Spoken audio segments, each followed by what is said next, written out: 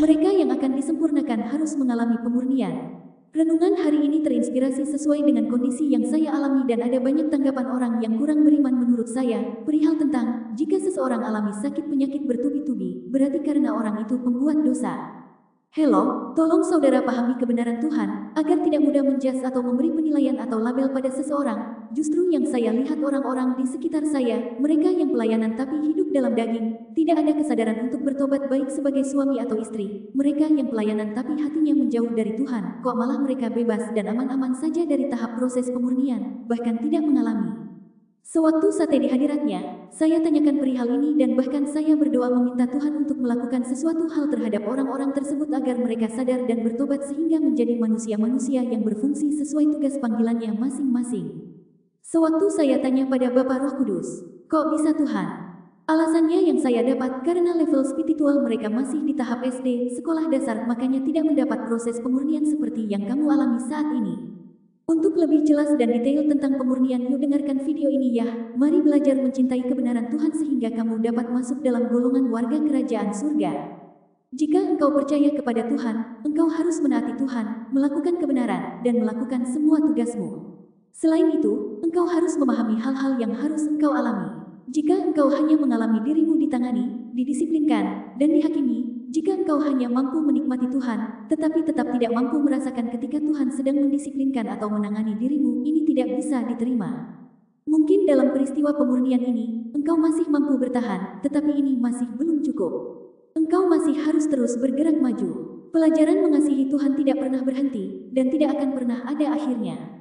Manusia memandang percaya kepada Tuhan sebagai sesuatu yang sangat sederhana, tetapi begitu mereka mendapat sedikit pengalaman praktis, mereka kemudian menyadari bahwa percaya kepada Tuhan itu tidaklah sesederhana yang orang bayangkan. Ketika Tuhan bekerja untuk memurnikan manusia, manusia menderita. Semakin besar pemurnian yang dialaminya, akan semakin besar kasihnya kepada Tuhan, dan akan semakin besar kekuatan Tuhan dinyatakan dalam dirinya. Sebaliknya, semakin sedikit seseorang mengalami pemurnian, akan semakin sedikit kasihnya kepada Tuhan dan akan semakin sedikit kekuatan Tuhan dinyatakan di dalam dirinya.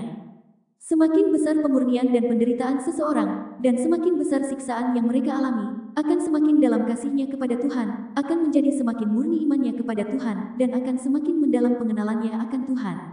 Dalam pengalamanmu, engkau akan melihat orang-orang yang mengalami banyak penderitaan saat mereka dimurnikan, yang mengalami banyak penanganan dan disiplin, dan engkau akan melihat bahwa orang-orang itulah yang memiliki kasih yang dalam kepada Tuhan dan pengenalan akan Tuhan yang lebih mendalam dan kuat. Mereka yang tidak mengalami penanganan Tuhan hanya akan memiliki pengenalan dangkal dan hanya bisa berkata, Tuhan itu begitu baik, Dia memberikan anugerah kepada manusia sehingga manusia bisa menikmatinya. Jika orang telah mengalami penanganan dan disiplin Tuhan, mereka akan mampu membicarakan tentang pengenalan yang benar akan Tuhan. Jadi, semakin luar biasa pekerjaan Tuhan dalam diri manusia, semakin berharga dan bermakna pekerjaan itu. Semakin tak terselami itu bagimu dan semakin tidak sesuai dengan gagasanmu, semakin pekerjaan Tuhan itu mampu menaklukkanmu, mendapatkanmu, dan menjadikanmu sempurna. Betapa dalamnya makna penting pekerjaan Tuhan. Jika Tuhan tidak memurnikan manusia dengan cara ini, jika Tuhan tidak bekerja dengan metode ini, pekerjaannya akan menjadi tidak efektif dan tanpa makna. Dikatakan di masa lalu bahwa Tuhan akan memilih dan mendapatkan kelompok orang ini, dan menyempurnakan mereka pada akhir zaman. Dalam hal ini terkandung makna penting yang luar biasa. Semakin besar pekerjaan yang dikerjakannya dalam dirimu, semakin dalam dan semakin murni kasihmu kepada Tuhan. Semakin besar pekerjaan Tuhan, semakin manusia mampu memahami sesuatu dari hikmat-Nya dan semakin dalam pengenalan manusia akan Dia. Selama akhir zaman, 6.000 tahun rencana pengelolaan Tuhan akan berakhir. Mungkinkah itu benar-benar berakhir dengan sedemikian mudahnya? Begitu Dia menaklukkan umat manusia, akankah pekerjaannya itu berakhir? Mungkinkah sesederhana itu? Manusia memang membayangkannya sesederhana itu, tetapi apa yang Tuhan lakukan tidaklah sesederhana itu. Bagian manapun dari pekerjaan Tuhan yang ingin kau sebutkan, semua itu tak terselami oleh manusia. Jika engkau mampu menyelami pekerjaan Tuhan itu akan menjadi tak bermakna atau tak bernilai. Pekerjaan yang Tuhan lakukan tidak dapat diselami, itu terlalu bertentangan dengan gagasanmu, dan semakin tidak dapat diselami oleh pemahamanmu, semakin terlihat bahwa pekerjaan Tuhan bermakna. Jika pekerjaan Tuhan sesuai dengan gagasanmu, pekerjaan Tuhan itu akan menjadi tidak bermakna. Hari ini, engkau merasa bahwa pekerjaan Tuhan sangatlah ajaib, dan semakin ajaib, semakin engkau merasa bahwa Tuhan tak terselami, dan engkau melihat betapa besar perbuatan Tuhan itu. Jika dia hanya melakukan pekerjaan yang dangkal dan biasa-biasa saja untuk menaklukkan manusia dan tidak melakukan hal lain setelah itu, manusia tidak akan mampu melihat makna penting dari pekerjaan Tuhan. Walau engkau mengalami sedikit pemurnian sekarang ini, itu adalah keuntungan besar bagi pertumbuhanmu dalam kehidupan. Jadi sangat perlu bagimu untuk mengalami kesukaran seperti itu. Hari ini, engkau mengalami sedikit pemurnian, tetapi setelahnya engkau akan benar-benar mampu melihat perbuatan Tuhan dan pada akhirnya engkau akan berkata, perbuatan Tuhan begitu ajaib. Perkataan inilah yang akan ada dalam hatimu. Setelah mengalami pemurnian Tuhan untuk sejangka waktu pengujian bagi pelaku pelayanan dan masa hajaran, pada akhirnya sebagian orang akan berkata, percaya kepada Tuhan sangat sulit. Perkataan sangat sulit yang mereka gunakan menunjukkan bahwa perbuatan Tuhan memang tak terselami, bahwa pekerjaan Tuhan sangatlah bermakna dan bernilai, dan sangat layak dihargai oleh manusia. Jika, setelah aku melakukan begitu banyak pekerjaan, engkau tidak sedikit pun memiliki pengetahuan, apakah pekerjaanku masih memiliki nilai? Itu akan membuatmu berkata, pelayanan kepada Tuhan itu benar-benar sulit, perbuatan Tuhan sangat ajaib, Tuhan benar-benar bijak. Tuhan itu begitu indah. Jika, setelah melewati satu masa pengalaman, engkau bisa mengatakan hal tersebut, hal ini membuktikan bahwa engkau sudah mendapatkan pekerjaan Tuhan dalam dirimu. Suatu hari, ketika engkau berada di negara lain untuk menyebarkan Injil dan seseorang bertanya kepadamu, bagaimana mengenai imanmu kepada Tuhan? Engkau akan bisa berkata, tindakan Tuhan begitu menakjubkan. Mereka akan merasakan bahwa kata-katamu itu membicarakan tentang pengalaman nyata.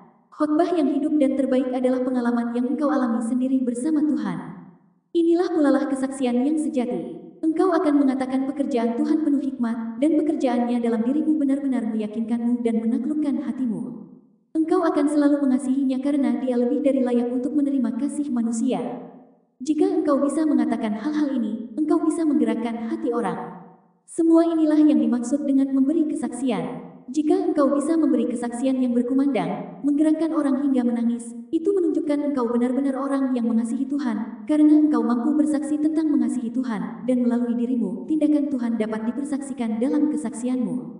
Melalui kesaksianmu, orang lain menjadi rindu untuk mencari pekerjaan Tuhan, untuk mengalami pekerjaan Tuhan, dan di lingkungan apapun mereka berada, mereka mampu untuk berdiri teguh. Hanya inilah cara yang benar memberi kesaksian dan inilah tepatnya yang dituntut darimu saat ini.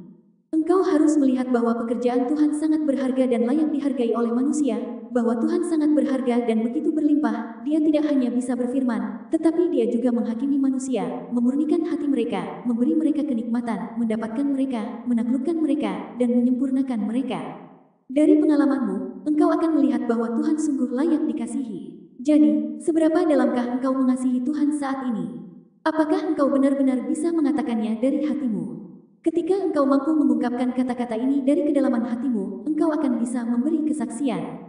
Begitu pengalamanmu telah mencapai tingkat ini, engkau akan mampu menjadi saksi bagi Tuhan, dan engkau akan memenuhi syarat. Jika engkau tidak mencapai tingkat ini dalam pengalamanmu, berarti engkau masih terlalu jauh. Wajar jika orang mengalami kelemahan selama proses pemurnian, tetapi setelah pemurnian engkau seharusnya mampu mengatakan, Tuhan sangat berhikmat dalam pekerjaannya. Jika engkau sungguh-sungguh mampu mendapatkan pemahaman praktis dari perkataan ini, maka itu akan menjadi sesuatu yang sangat berharga bagimu, dan pengalamanmu akan menjadi bernilai. Apa yang seharusnya engkau kejar sekarang? Apakah engkau mampu memberi kesaksian tentang pekerjaan Tuhan? Apakah engkau mampu atau tidak menjadi kesaksian dan perwujudan Tuhan? Dan apakah engkau layak atau tidak untuk dipakai olehnya? Inilah hal-hal yang harus engkau cari. Berapa banyak pekerjaan yang Tuhan lakukan dalam dirimu? Berapa banyak yang telah engkau lihat, berapa banyak yang telah engkau sentuh? Berapa banyak yang telah kau alami, dan kau rasakan? Entah Tuhan telah mengujimu, menanganimu, atau mendisiplinkan dirimu, tindakannya dan pekerjaannya telah terlaksana dalam dirimu. Namun sebagai seorang yang percaya kepada Tuhan dan seseorang yang mau mengejar untuk disempurnakan olehnya, apakah engkau mampu memberikan kesaksian tentang pekerjaan Tuhan berdasarkan pengalaman praktismu sendiri? Bisakah engkau hidup dalam firman Tuhan melalui pengalaman praktismu? Apakah engkau mampu membekali orang lain melalui pengalaman praktismu sendiri, dan mengorbankan seluruh hidupmu untuk memberikan kesaksian tentang pekerjaan Tuhan? Untuk memberi kesaksian tentang pekerjaan Tuhan, engkau harus mengandalkan pengalamanmu, pengetahuanmu, dan harga yang sudah engkau bayar. Hanya dengan demikianlah engkau dapat memuaskan kehendaknya. Apakah engkau seseorang yang memberi kesaksian tentang pekerjaan Tuhan? Apakah engkau memiliki aspirasi ini? Jika engkau mampu menjadi kesaksian tentang namanya, dan terlebih lagi, tentang pekerjaannya, dan jika engkau dapat hidup dalam gambaran yang Dia inginkan dari umatnya, berarti engkau adalah saksi bagi Tuhan. Bagaimanakah seharusnya engkau bersaksi bagi Tuhan? Engkau melakukannya dengan mencari dan merindukan untuk hidup dalam firman Tuhan, dan dengan memberi kesaksian melalui kata-katamu, engkau memungkinkan orang untuk mengenal pekerjaannya dan melihat tindakannya. Jika engkau sungguh-sungguh mencari semua ini, Tuhan akan menyempurnakanmu. Jika yang engkau cari hanyalah agar disempurnakan oleh Tuhan dan diberkati pada akhirnya, maka cara pandang imanmu kepada Tuhan tidaklah murni. Engkau harus berusaha mengetahui bagaimana agar melihat perbuatan Tuhan dalam kehidupan nyata, bagaimana memuaskannya ketika Dia menyatakan kehendak-Nya kepadamu, bagaimana engkau harus memberi kesaksian tentang kebesaran dan hikmat-Nya, dan bagaimana memberi kesaksian tentang caranya mendisiplinkan dan menangani dirimu. Semua ini adalah hal-hal yang harus engkau renungkan. Jika kasihmu kepada Tuhan hanyalah supaya engkau bisa mengambil bagian dalam kemuliaan Tuhan setelah Dia menyempurnakanmu, maka itu masih belum cukup dan tidak bisa memenuhi tuntutan Tuhan. Engkau harus mampu memberi kesaksian tentang pekerjaan Tuhan, memuaskan tuntutannya, dan mengalami pekerjaan yang telah Dia lakukan dalam diri manusia dengan cara yang praktis. Entah itu rasa sakit, air mata, atau kesedihan, engkau harus mengalami semua ini dalam penerapanmu. Semua itu dimaksudkan untuk menyempurnakanmu sebagai seseorang yang menjadi kesaksian bagi Tuhan. Sebenarnya, apa yang mendorongmu untuk menderita dan mencari penyempurnaan? Apakah penderitaanmu saat ini benar-benar demi mengasihi Tuhan dan menjadi kesaksian baginya? Ataukah demi mendapatkan berkat daging, bagi harapan masa depan dan nasibmu? Semua niat, motivasi, dan tujuan yang engkau kejar harus diluruskan dan tidak boleh dituntun oleh kehendakmu sendiri. Jika satu orang mencari penyempurnaan untuk menerima berkat dan memerintah dalam kuasa, sementara yang lain mengejar penyempurnaan untuk memuaskan Tuhan, untuk benar-benar menjadi kesaksian yang nyata tentang pekerjaan Tuhan, yang manakah dari antara kedua pengejaran itu yang akan engkau pilih? Jika engkau memilih yang pertama, engkau masih terlalu jauh dari standar Tuhan. Aku pernah mengatakan bahwa tindakan-tindakanku akan diketahui secara terbuka di seluruh alam semesta dan aku akan memerintah sebagai raja di alam semesta. Di sisi lain, apa yang dipercayakan kepada engkau semua adalah untuk pergi dan menjadi kesaksian tentang pekerjaan Tuhan, bukan untuk menjadi raja dan menampakkan diri di seluruh alam semesta. Biarlah pekerjaan Tuhan memenuhi alam semesta dan cakrawala. Biarlah semua orang melihatnya dan mengakuinya. Perkataan ini dikatakan dalam hubungannya dengan Tuhan itu sendiri, dan apa yang harus manusia lakukan adalah menjadi kesaksian bagi Tuhan. Berapa banyak yang engkau ketahui tentang Tuhan sekarang? Seberapa banyak engkau dapat bersaksi tentang Tuhan? Apa tujuan Tuhan menyempurnakan manusia? Begitu engkau mengerti kehendak Tuhan, bagaimana engkau harus menunjukkan perhatian terhadap kehendak-Nya? Jika engkau ingin disempurnakan dan ingin memberi kesaksian tentang pekerjaan Tuhan lewat apa yang engkau hidupi, jika engkau memiliki dorongan ini, tidak ada yang terlalu sulit. Yang orang butuhkan saat ini adalah iman. Jika engkau memiliki dorongan ini, dengan mudah engkau akan melepaskan semua kenegatifan, kepasifan, kemalasan, dan gagasan dari daging, falsafah kehidupan, watak pemberontakan, emosi, dan sebagainya. Saat menjalani ujian, wajar bagi manusia untuk merasa lemah, atau memiliki kenegatifan dalam diri mereka, atau kurang memiliki kejelasan tentang kehendak Tuhan atau jalan penerapan mereka. Namun dalam hal apapun, engkau harus memiliki iman dalam pekerjaan Tuhan, dan seperti Ayub, jangan menyangkal Tuhan. Walaupun Ayub lemah dan mengutuki hari kelahirannya sendiri, dia tidak menyangkal bahwa segala sesuatu dalam hidup manusia dikaruniakan oleh Yahweh dan Yahweh lah juga yang bisa mengambil semuanya itu. Bagaimanapun dia diuji, dia tetap mempertahankan keyakinannya ini. Dalam pengalamanmu, pemurnian apapun yang engkau alami melalui firman Tuhan, yang Tuhan kehendaki dari manusia, singkatnya, adalah iman dan kasih mereka kepadanya. Yang dia sempurnakan dengan bekerja dengan cara ini adalah iman, kasih dan aspirasi manusia. Tuhan melakukan pekerjaan penyempurnaan dalam diri manusia, dan mereka tidak bisa melihatnya, tidak bisa merasakannya. Dalam situasi inilah imanmu dibutuhkan. Iman manusia dibutuhkan ketika sesuatu tidak bisa terlihat oleh mata telanjang, dan imanmu dibutuhkan ketika engkau tidak bisa melepaskan gagasanmu sendiri. Ketika engkau tidak memiliki kejelasan tentang pekerjaan Tuhan, yang dibutuhkan darimu adalah memiliki iman dan engkau harus berdiri teguh dan menjadi saksi. Ketika Ayub mencapai titik ini, Tuhan menampakkan diri kepadanya dan berbicara kepadanya. Artinya, hanya dari dalam imanmu lah, engkau akan bisa melihat Tuhan, dan ketika engkau memiliki iman, Tuhan akan menyempurnakanmu. Tanpa iman, dia tidak bisa melakukan ini. Tuhan akan mengaruniakan kepadamu apapun yang ingin engkau dapatkan. Jika engkau tidak memiliki iman, engkau tidak bisa disempurnakan dan engkau tidak akan mampu melihat perbuatan Tuhan, apalagi kemahakuasaannya. Jika engkau memiliki iman bahwa engkau akan melihat tindakannya dalam pengalaman praktismu, Tuhan akan menampakkan diri kepadamu dan Dia akan mencerahkan dan membimbingmu dari dalam batinmu. Tanpa iman itu, Tuhan tidak bisa melakukan hal itu. Jika engkau sudah kehilangan harapan kepada Tuhan, bagaimana engkau akan bisa mengalami pekerjaannya? Karena itu, hanya jika engkau memiliki iman dan tidak memendam keraguan terhadap Tuhan, hanya jika engkau memiliki iman yang sejati kepadanya apapun yang Dia lakukan, Dia akan menerangi dan mencerahkanmu melalui pengalamanmu, dan hanya setelah itulah engkau akan bisa melihat tindakan-tindakannya. Semua ini dicapai melalui iman. Iman hanya diperoleh melalui pemurnian, dan tanpa pemurnian, iman tidak dapat berkembang. Apa maksud kata iman? Iman adalah kepercayaan yang sejati dan hati yang tulus yang harus manusia miliki ketika mereka tidak bisa melihat atau menyentuh sesuatu, ketika pekerjaan Tuhan tidak sesuai dengan gagasan manusia, ketika itu di luar jangkauan manusia. Inilah iman yang aku maksudkan. Manusia membutuhkan iman selama masa-masa sulit dan selama pemurnian, dan iman adalah sesuatu yang diikuti oleh pemurnian dan iman tidak bisa terpisahkan.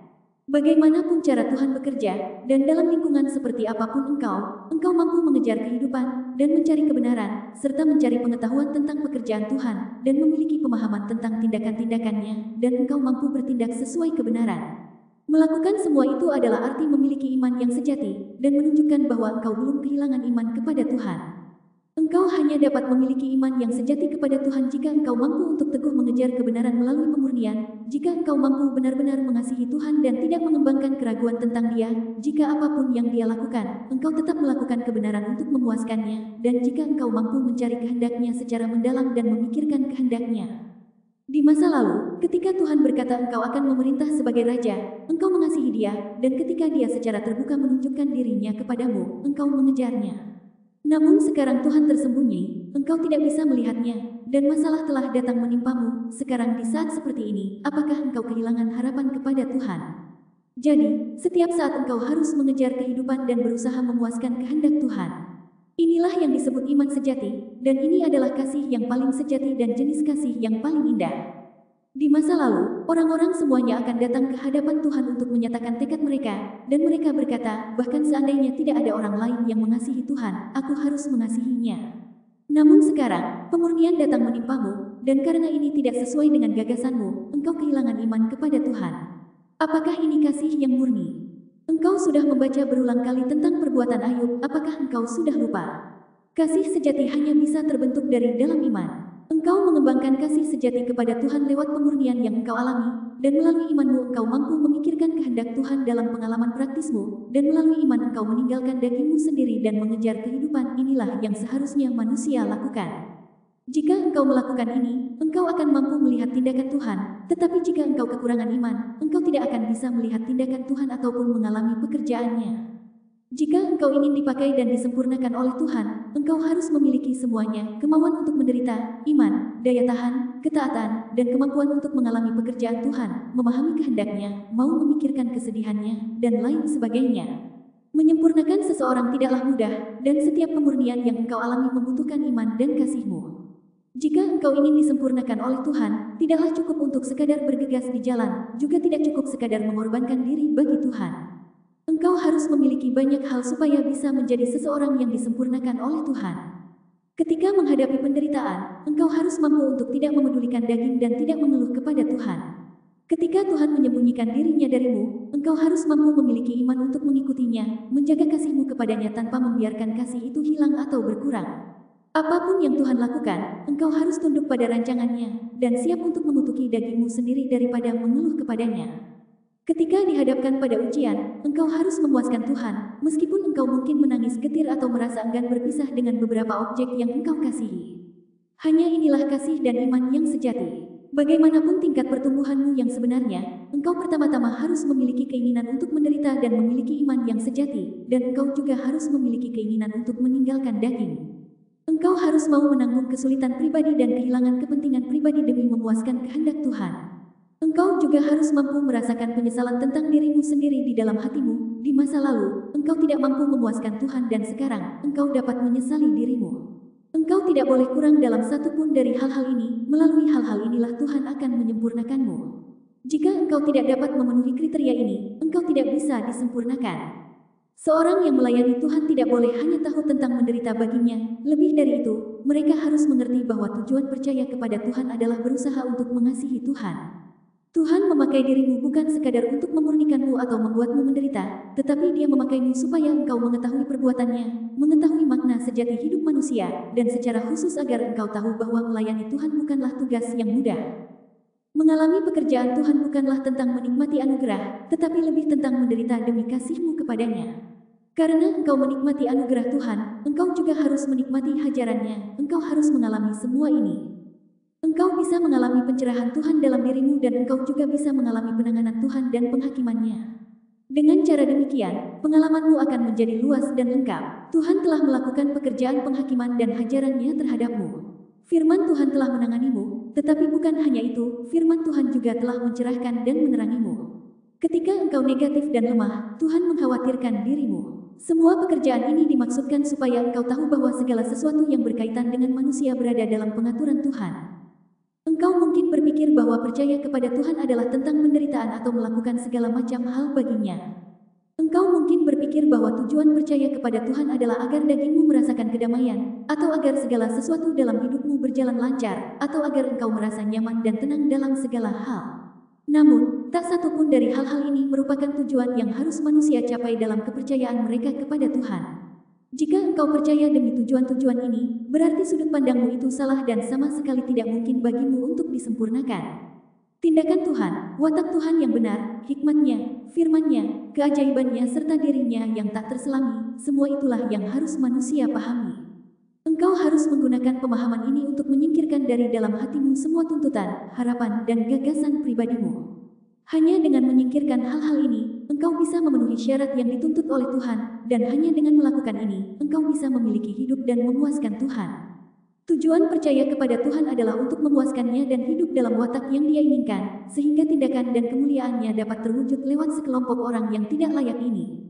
Inilah cara pandang yang benar untuk percaya kepada Tuhan, dan ini juga merupakan tujuan yang harus engkau capai. Engkau harus memiliki cara pandang yang benar dalam mempercayai Tuhan dan engkau harus berusaha mendapatkan firman Tuhan. Engkau perlu makan dan minum firman Tuhan dan harus bisa hidup dalam kebenaran dan terutama engkau harus mampu melihat perbuatan-perbuatannya yang nyata, perbuatannya yang menakjubkan di seluruh alam semesta, juga pekerjaan nyata yang Dia lakukan dalam daging. Melalui pengalaman praktis mereka, manusia bisa menghargai bagaimana Tuhan melakukan pekerjaannya dalam diri mereka dan apa yang menjadi kehendak-Nya bagi mereka. Tujuan semua ini adalah untuk menyingkirkan watak mereka yang rusak dan jahat.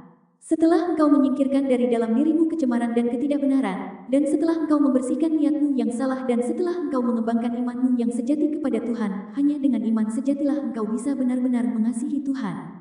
Engkau hanya bisa mengasihi Tuhan dengan murni di atas dasar kepercayaanmu kepadanya. Dapatkah engkau mengasihi Tuhan tanpa percaya kepadanya? Karena engkau percaya kepada Tuhan, engkau tidak bisa membiarkan dirimu bingung tentang hal ini. Sebagian orang menjadi penuh semangat begitu mereka melihat bahwa iman kepada Tuhan akan memberi mereka berkat, tetapi langsung kehilangan energi begitu tahu bahwa mereka harus mengalami pemurnian. Seperti itukah percaya kepada Tuhan? Pada akhirnya, engkau harus mencapai ketaatan yang sempurna dan mutlak di hadapan Tuhan dalam imanmu. Engkau percaya kepada Tuhan, tetapi masih menuntutnya, memiliki banyak gagasan agamawi yang tidak bisa engkau lepaskan, keinginan pribadi yang tak bisa engkau lepaskan, dan masih mencari berkat daging, dan ingin agar Tuhan menyelamatkan dagingmu, menyelamatkan jiwamu, semua itu adalah perilaku orang yang punya cara pandang salah. Meskipun orang dengan kepercayaan agamawi memiliki iman kepada Tuhan, mereka tidak berusaha mengubah watak mereka, tidak mengejar pengenalan akan Tuhan, tetapi sebaliknya mereka hanya tertarik mencari apa yang daging mereka inginkan. Banyak di antara engkau sekalian yang memiliki iman yang termasuk dalam golongan orang agamawi. Ini bukanlah iman yang sejati kepada Tuhan. Untuk percaya kepada Tuhan, manusia harus memiliki hati yang siap untuk menderita baginya dan kerelaan untuk menyerahkan diri baginya. Jika mereka tidak memenuhi kedua persyaratan ini, hal itu tidak dianggap sebagai iman kepada Tuhan dan mereka tidak akan mampu mengalami perubahan dalam watak mereka. Hanya mereka yang dengan sungguh-sungguh mengejar kebenaran, mencari pengenalan akan Tuhan, dan mengejar kehidupan yang merupakan orang yang sungguh-sungguh percaya kepada Tuhan. Ketika ujian datang kepadamu, bagaimana engkau akan menerapkan pekerjaan Tuhan dalam menangani ujian-ujian tersebut? Apakah engkau akan jadi negatif atau apakah engkau akan memahami ujian dan pemurnian Tuhan atas manusia dari aspek positif? Apa yang akan engkau dapatkan melalui ujian dan pemurnian Tuhan ini? Apakah kasihmu kepada Tuhan akan bertumbuh? Ketika engkau mengalami pemurnian, akankah engkau mampu menerapkan ujian Ayub dan dengan sungguh-sungguh terlibat dengan pekerjaan yang Tuhan lakukan dalam dirimu? Dapatkah engkau melihat bagaimana Tuhan memuji manusia lewat ujian Ayub? Inspirasi apa yang engkau dapatkan dari ujian Ayub? Apakah engkau mau bersaksi bagi Tuhan di tengah pemurnianmu? Atau apakah engkau ingin memuaskan daging dalam lingkungan yang nyaman? Apakah sudut pandangmu yang sesungguhnya tentang iman kepada Tuhan? Apakah itu sungguh-sungguh untuknya, dan bukan untuk daging? Apakah engkau sebenarnya memiliki target yang ingin kau kejar dalam pencarianmu?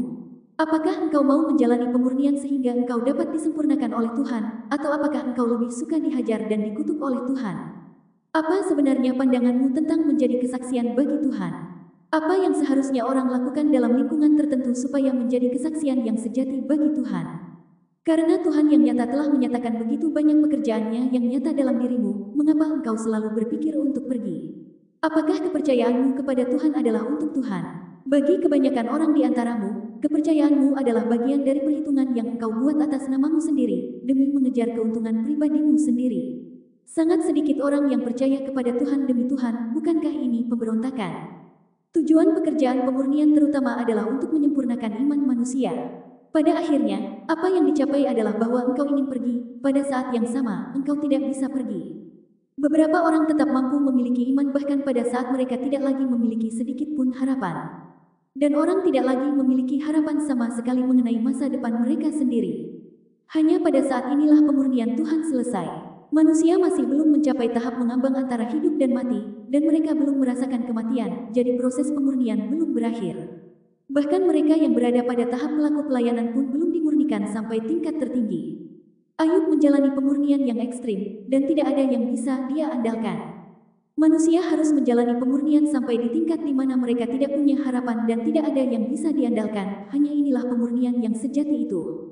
Selama masa para pelaku pelayanan, jika hatimu selalu tenang di hadapan Tuhan, dan jika apapun yang dilakukannya dan apapun kehendaknya bagimu, engkau selalu taat pada pengaturannya, maka pada akhirnya, engkau akan mengerti semua yang telah Tuhan lakukan. Engkau menjalani ujian Ayub, dan pada saat yang sama engkau menjalani ujian Petrus. Ketika Ayub diuji, ia menjadi kesaksian, dan pada akhirnya Yahweh dinyatakan kepadanya. Hanya setelah dia menjadi kesaksian, dia layak memandang wajah Tuhan. Mengapa dikatakan, aku menyembunyikan diri dari tanah najis, tetapi memperlihatkan diriku pada kerajaan yang kudus?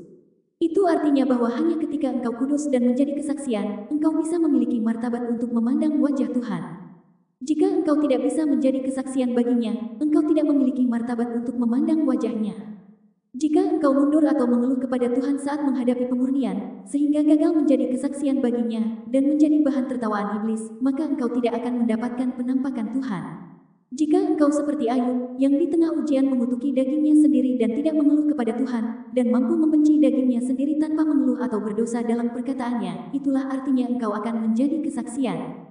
Ketika engkau menjalani pemurnian sampai tahap tertentu dan masih bisa seperti Ayub, sepenuhnya taat di hadapan Tuhan, dan tanpa menuntut hal lain darinya atau memiliki gagasanmu sendiri, Tuhan pun akan menampakkan diri kepadamu. Sekarang ini Tuhan tidak menampakkan diri kepadamu karena engkau telah memiliki begitu banyak gagasan pribadi, prasangka pribadi, pikiran yang egois, persyaratan pribadi, dan keinginan daging, sehingga engkau tidak layak melihat wajahnya. Kalaupun engkau melihat Tuhan, engkau akan mengukurnya berdasarkan gagasanmu sendiri dan dengan melakukannya, dia dipakukan lagi ke kayu salib olehmu. Jika ada banyak hal yang terjadi pada dirimu tidak sesuai dengan gagasanmu tetapi engkau bisa mengesampingkannya dan memperoleh pengetahuan tentang tindakan Tuhan dari hal-hal ini, dan jika di tengah pemurnian engkau menyatakan hatimu yang mengasihi Tuhan, ini berarti engkau menjadi kesaksian baginya.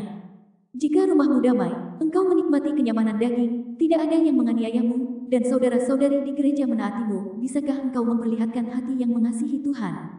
Dapatkah situasi ini memurnikanmu? Hanya melalui pemurnianlah kasihmu kepada Tuhan bisa diperlihatkan, dan hanya melalui terjadinya hal-hal yang tidak sesuai dengan gagasanmu, engkau bisa disempurnakan. Melalui adanya banyak hal negatif dan bertentangan, dan melalui segala macam perwujudan iblis, tindakannya, tuduhannya, gangguannya dan tipu dayanya, Tuhan memperlihatkan kepadamu wajah jahat iblis dengan jelas, dan dengan demikian menyempurnakan kemampuanmu untuk membedakan iblis, sehingga engkau akan membenci iblis dan meninggalkannya. Banyaknya pengalaman kegagalan, kelemahan, dan masa-masa negatif yang engkau alami bisa dikatakan sebagai ujian Tuhan bagimu. Ini karena segala sesuatu berasal dari Tuhan, dan semua hal dan peristiwa ada di tangannya. Entah engkau gagal atau lemah atau tersandung, semua tergantung pada Tuhan dan berada dalam genggaman tangannya. Dari perspektif Tuhan, ini adalah ujian bagimu, dan jika engkau tidak bisa mengenalinya, itu akan menjadi pencobaan.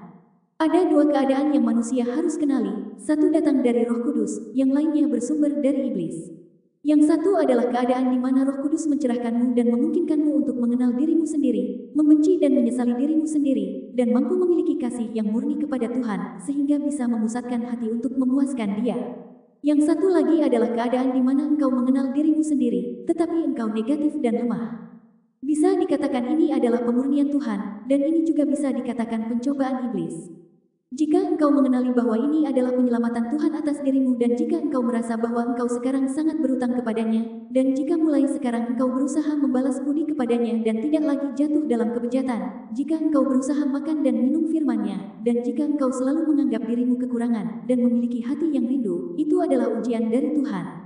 Setelah penderitaan berakhir, dan engkau sekali lagi bergerak maju, Tuhan akan tetap memimpin, menerangi, mencerahkan, dan memeliharamu. Namun, jika engkau tidak mengenalinya dan bersikap negatif, semata-mata menelantarkan dirimu dalam keputusasaan, jika engkau berpikir demikian, pencobaan iblis telah menimpamu. Ketika Ayub menjalani ujian, Tuhan dan iblis bertaruh, dan Tuhan mengizinkan iblis menyakiti Ayub. Meskipun Tuhanlah yang sedang menguji Ayub, iblislah yang datang kepada Ayub. Bagi iblis, dia sedang mencobai Ayub, tetapi Ayub ada di pihak Tuhan. Jika tidak demikian halnya, Ayub pasti telah jatuh ke dalam pencobaan. Begitu orang jatuh ke dalam pencobaan, mereka berada dalam bahaya. Menjalani pemurnian bisa dikatakan sebagai ujian dari Tuhan, tetapi jika engkau sedang tidak dalam keadaan baik, bisa dikatakan itu adalah pencobaan dari iblis. Jika engkau tidak jelas tentang visi, iblis akan menuduhmu dan mengaburkanmu dalam aspek visi. Tanpa sadar, engkau sudah jatuh ke dalam pencobaan. Jika engkau tidak mengalami pekerjaan Tuhan, engkau tidak akan pernah bisa disempurnakan. Dalam pengalamanmu, engkau juga harus menyelami sampai kerinciannya. Misalnya, hal-hal apa yang membuatmu mengembangkan gagasan serta begitu banyak motif dan tindakan praktis apa yang kau miliki untuk menyelesaikan masalah-masalah ini. Jika engkau bisa mengalami pekerjaan Tuhan, ini berarti engkau memiliki tingkat pertumbuhan. Jika engkau hanya terlihat bersemangat, itu bukanlah tingkat pertumbuhan yang sebenarnya dan engkau pasti tidak akan sanggup berdiri teguh. Hanya jika engkau semua mampu mengalami pekerjaan Tuhan dan engkau mampu mengalami dan merenungkan pekerjaan Tuhan setiap saat dan di mana saja, jika engkau semua mampu meninggalkan gembala, hidup mandiri dengan bergantung kepada Tuhan, dan mampu melihat tindakan Tuhan yang nyata, hanya pada saat itulah kehendak Tuhan tercapai. Saat ini, kebanyakan orang tidak tahu bagaimana mengalaminya, dan saat menghadapi masalah, mereka tidak tahu cara menanganinya, mereka tidak mampu mengalami pekerjaan Tuhan, dan mereka tidak dapat menjalani kehidupan rohani. Engkau harus menerima firman dan pekerjaan Tuhan dalam kehidupan praktismu. Kadang Tuhan memberimu perasaan tertentu, perasaan yang membuatmu kehilangan sukacita dalam batinmu, dan kehilangan hadirat Tuhan, sampai engkau merasa berada dalam kegelapan. Inilah salah satu jenis pemurnian. Setiap kali engkau melakukan sesuatu, selalu gagal atau seperti tidak berhasil. Inilah disiplin Tuhan. Terkadang, ketika engkau melakukan sesuatu yang tidak taat dan memberontak terhadap Tuhan, tidak seorang pun mengetahuinya, tetapi Tuhan tahu. Dia tidak akan melepaskanmu dan dia akan mendisiplinkan dirimu. Pekerjaan Roh Kudus sangat mendetail. Dia dengan sangat saksama memperhatikan setiap perkataan dan perbuatan manusia, setiap tindakan dan gerak-geriknya, dan setiap pikiran dan gagasannya sehingga orang-orang bisa mendapat keyakinan dalam batin mereka tentang hal-hal ini. Engkau pernah melakukan sesuatu dan itu gagal, engkau kembali melakukan sesuatu dan itu tetap gagal, dan pelan-pelan engkau akan mulai memahami pekerjaan Roh Kudus. Lewat banyak disiplin, engkau akan tahu apa yang harus dilakukan supaya sesuai dengan kehendak Tuhan dan apa yang tidak sesuai dengan kehendak-Nya. Pada akhirnya, engkau akan memiliki respons yang akurat terhadap bimbingan Roh Kudus dalam dirimu. Kadang engkau akan berontak dan engkau akan ditegur oleh Tuhan di dalam batinmu. Semua ini berasal dari pendisiplinan Tuhan. Jika engkau tidak menghargai firman Tuhan, jika engkau memandang rendah pekerjaannya, Dia tidak akan memedulikan engkau. Semakin engkau serius menanggapi firman Tuhan, semakin Dia akan mencerahkanmu. Sekarang ini, ada beberapa orang di gereja yang imannya campur aduk dan bingung, dan mereka melakukan banyak hal yang tidak pantas dan bertindak tanpa disiplin, sehingga pekerjaan Roh Kudus tidak dapat terlihat dengan jelas dalam diri mereka. Sebagian orang meninggalkan tugas mereka demi mendapatkan uang, pergi untuk menjalankan bisnis tanpa didisiplinkan. Orang seperti itu berada dalam bahaya yang bahkan lebih besar. Mereka bukan hanya tidak memiliki pekerjaan Roh Kudus saat ini, tetapi di masa depan mereka akan sulit disempurnakan. Ada banyak orang yang di dalam dirinya pekerjaan Roh Kudus tidak bisa terlihat dan di dalam dirinya pendisiplinan Tuhan tidak bisa terlihat. Mereka adalah orang-orang yang tidak tahu dengan jelas kehendak Tuhan dan yang tidak mengetahui pekerjaannya.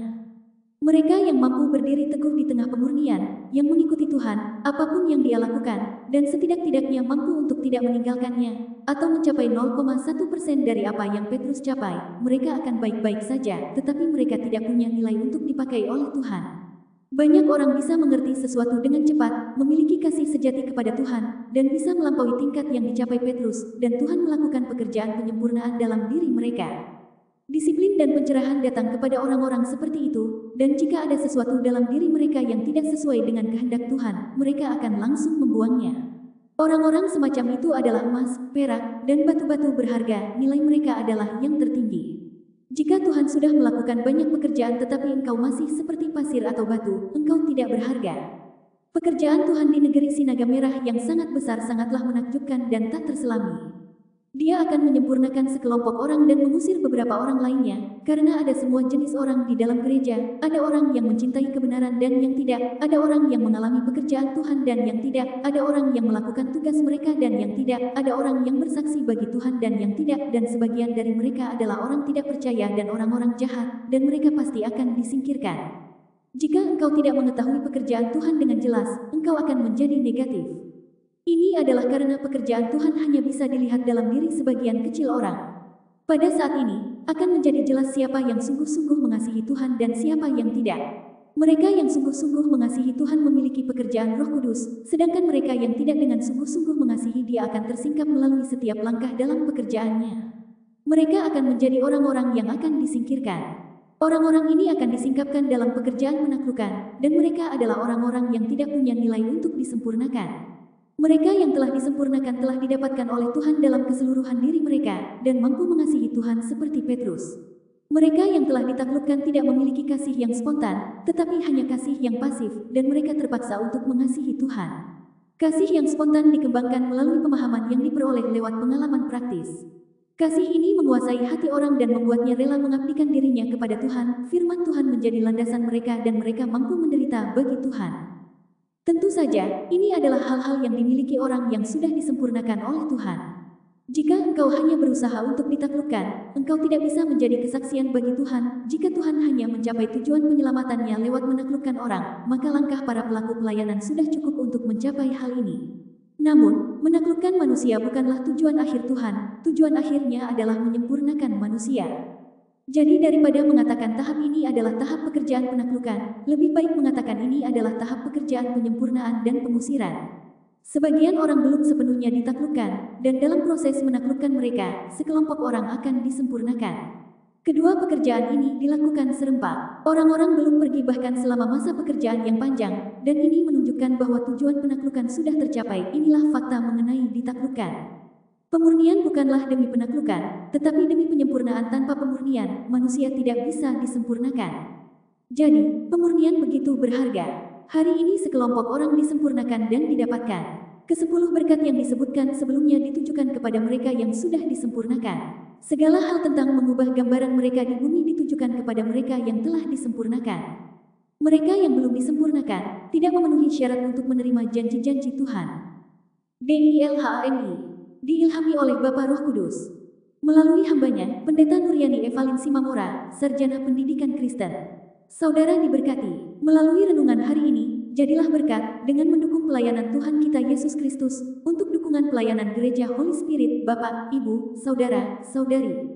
Tanda hubung lebih besar dari dapat transfer lewat 1. Bank DKI 13923149576 AN, Holy Spirit. 2. Bank BCA 5790408642 AN, Esron P. Panggabean STH. Not, jika Bapak, Ibu, Saudara, Saudari transfer antar bank, dapat masukkan nomor rekening, kode bank, tujuan yang ingin ditransfer dan kode bank DKI 13 kali.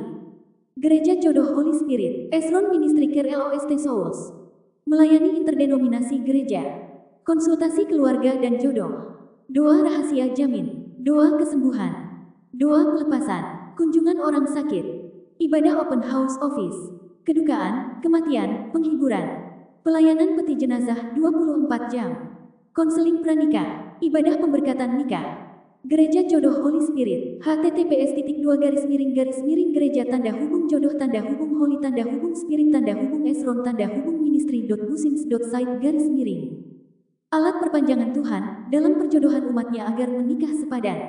Dibutuhkan pemulihan citra diri sebagai tahap awal untuk bertumbuh dalam kerohanian. Kedewasaan rohani syarat utama dalam pernikahan Kristen. Gereja Jodoh Holy Spirit, Esron Ministry Jalan Tuparef, Pulau Mas Barat 12, nomor 23, RT 04, RW 09, Kayu Putih, Pulau Gadung, Jakarta Timur. Info doa dan konsultasi, 24 jam online. HP 0818779370 dan 085100609654. Khusus panggilan HP 085217361142. Silakan bagikan renungan ini kepada saudara, teman, kerabat, sebab menginjili tugas setiap kita orang percaya, umat tebusan Tuhan Yesus Kristus. Butuh bantuan hukum, DPPCMC DKI Kabid Hukum. Siap membantu saudara, Pendeta Esron Panggabean, Sarjana Hukum, Sarjana Teologi, Magister Pendidikan. Google Maps, Esron dan Partner Biro Hukum. URL, klik link.